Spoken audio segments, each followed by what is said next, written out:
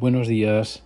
Esta semana vamos a hacer un paréntesis en nuestra lectura de la Biblia, libro a libro y capítulo a capítulo, y vamos a compartir, o quiero compartir con todos vosotros, con la Iglesia, parte de la palabra, de la reflexión que tenía prevista para este domingo y que por motivos de salud no he podido compartir presencialmente. Así que vamos a verlo en los 6 días que tenemos de esta semana. Vamos a ir viendo un poquito la reflexión. El título es La Iglesia, un cuerpo unido. Y como todos sabéis, tiene relación directa con una de las lecciones de nuestro libro que estamos siguiendo durante las semanas, Cristo, el plan perfecto para la humanidad. Pero quisiera empezar con una reflexión más general. Y sabemos que en español o en España hay un refrán que dice: divide y vencerás. Y curiosamente Jesús, no tipo refrán, pero tuvo una reflexión importante acerca de la unidad y la división en Mateo 12, los versículos 25 y 26, donde dice: Jesús conocía los pensamientos, está hablando de los religiosos, y les contestó: todo reino dividido por una guerra civil está condenado al fracaso. Una ciudad o una familia dividida por peleas se desintegrará. Si Satanás expulsa a Satanás, está dividido y pelea contra sí mismo. Su propio reino no sobrevivirá. En esta ocasión, los religiosos estaban cuestionando si Jesús era Dios o provenía de Satanás el poder para hacer milagros. Y entonces, lógicamente, él dice que Satanás no va a ir en contra de sus propios intereses, por tanto, si Jesús realizaba sanidades y milagros, era porque provenía de Dios, y Dios no puede estar dividido. Y pone como claro ejemplo el hecho de que los reinos no pueden estar divididos en medio de una guerra, porque si no estarían para el fracaso, igual que una familia o una ciudad. Las peleas lo único que conseguirán es desintegrarlas. En toda iglesia hay diferencias sanas que nos enriquecen, que nos complementan. Están los dones del Espíritu que Dios nos ha dado y que son diferentes y que realmente nos complementamos unos a otros gracias a esos regalos que Dios nos da para edificar en la iglesia. Pero a veces hay diferencias que nos dividen. Son las que afectan a principios y valores del reino de Dios. Recientemente estábamos hablando de las características destructivas del posmodernismo. Por cierto, aprovecho para decir que es del siglo XX y no del siglo XIX, como dije en su momento. Y las características del posmodernismo tienen que ver con el individualismo y la independencia.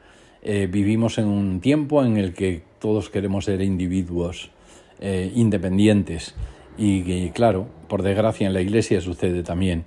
Hablamos del hedonismo. El hedonismo es la búsqueda del placer, y a lo mejor en la Iglesia no se busca tanto el placer, porque a lo mejor no procede, sino en el sentido de que hacemos las cosas en función de nuestras emociones, de nuestros deseos. Entonces, si me apetece, si me gusta, si lo siento, si lo deseo, pues entonces participo o formo parte activa de la Iglesia. Una característica del posmodernismo es el relativismo. Todo es relativo, nada hay absoluto. Y entonces, ya que todo es relativo, todo está bien y todo está mal, o todo puede estar bien o algo puede estar mal. Entonces no hay principios definitivos. Cuando el reino de los cielos se caracteriza por tener principios que no cambian. Cambiará la forma de aplicarlos en el momento histórico y cultural, pero los principios son invariables. También existe el racionalismo exclusivo, que no deja lugar a la fe. Todo se tiene que poder explicar, todo se tiene que poder razonar, todo lo tiene que poder demostrar la ciencia. Y sí que hay muchas cosas que la ciencia demuestra y corrobora que lo que en la preciencia, entre comillas, las personas han creído por la fe.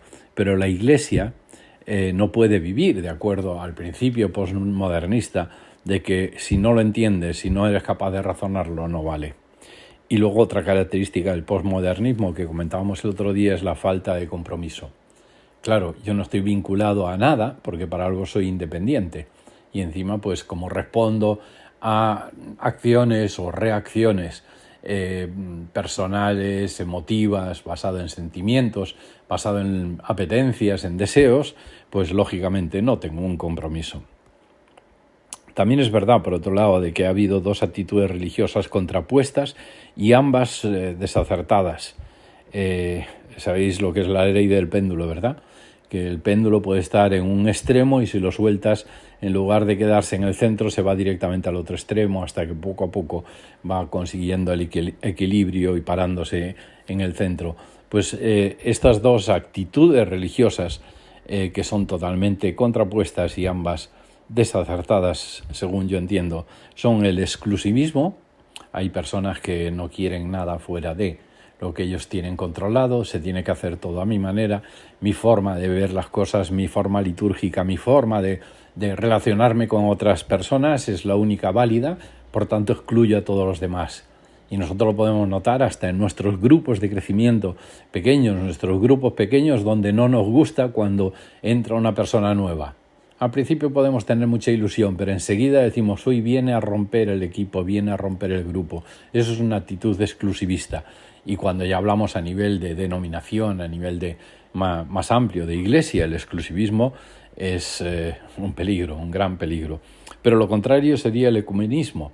Y el ecumenismo basado únicamente en conceptos muy genéricos, muy superficiales de unidad, todos somos iguales, todos queremos en un mismo Dios, pero sin hacer diferencias en cuestiones que algunas son fundamentales, que algunas tienen que ver con la doctrina, que tienen que ver con los principios y con los valores de Dios. Los dos extremos no son buenos, los dos extremos no son sinónimo de unidad, sino exactamente lo contrario. Hasta el ecumenismo no es un sinónimo de unidad. Y hablo de ecumenismo en ese sentido, de que todo vale por el hecho de estar unidos. Creo que es hora de construir puentes y no de levantar murallas. Y por desgracia en nuestra mentalidad religiosa muchas veces levantamos murallas. Clasificamos a las cosas, clasificamos a las personas, clasificamos las doctrinas, incluso a la liturgia. Y realmente creo que llegó el momento de tender puentes. ¿Qué es tender puentes? ¿Dar por bueno todo? No, ni mucho menos, sino simplemente buscar los puntos de encuentro y sobre eso construir sanamente sobre una base que sea válida para todos. ¿Y cuál es la única base? La palabra de Dios. Esa no falla, es la revelación de Dios. Y el Espíritu Santo, que es el que nos ayuda a entenderlo y a aplicarlo en nuestras vidas. Yo terminaría esta primera reflexión con una pregunta. ¿Qué te une a tu iglesia? ¿Te unen afinidades personales? ¿Te unen amistades? Probablemente falta de otras opciones y no te queda más remedio que asistir a tu iglesia porque no hay otra que encaje mejor dentro de lo que a ti te gustaría. El verdadero amor a tus hermanos debería ser lo que realmente nos una a nuestra iglesia. Y habría otra pregunta, es ¿por qué en casi todas las iglesias hay iglesias dentro de las iglesias? ¿Esa es su unidad? Lamentablemente nosotros dentro de cada iglesia, de nuestras iglesias, a veces creamos nuestros pequeños núcleos. Para ciertas cosas no tiene importancia, es lógico que haya una cierta afinidad por muchos motivos culturales, profesionales, pero el problema es cuando se vuelven exclusivistas, y ya hemos hablado de eso hace un momento. Igual que lo contrario, cuando se vuelven tan ecuménicos que da igual lo que nos une, simplemente somos cristianos y eso es válido sin tener en cuenta otras cuestiones mucho más profundas. Así que creo que hasta hoy creo que podemos llegar con nuestra reflexión y simplemente os anuncio cuál va a ser el final de toda esta semana. El final de esta semana va a ser la oración de Jesús por sus discípulos, cuando él decía que todos sean que estén unidos por amor y que lo demuestren en una dependencia entre sí, pero de Dios y en obediencia a Dios. Creo que para hoy sería buena como aplicación o como deberes.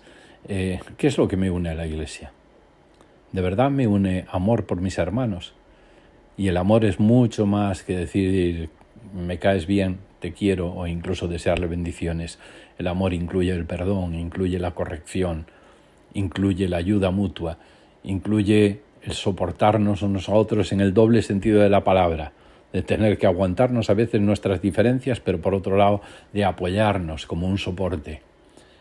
Que Dios nos ayude a pensar en ¿qué es lo que me une a mi iglesia? Y a partir de ahí, durante toda esta semana, vamos a estar viendo distintas bases de la unidad y cosas sobre las cuales se tiene que basar nuestra unidad dentro de la iglesia. Buen y bendecido día.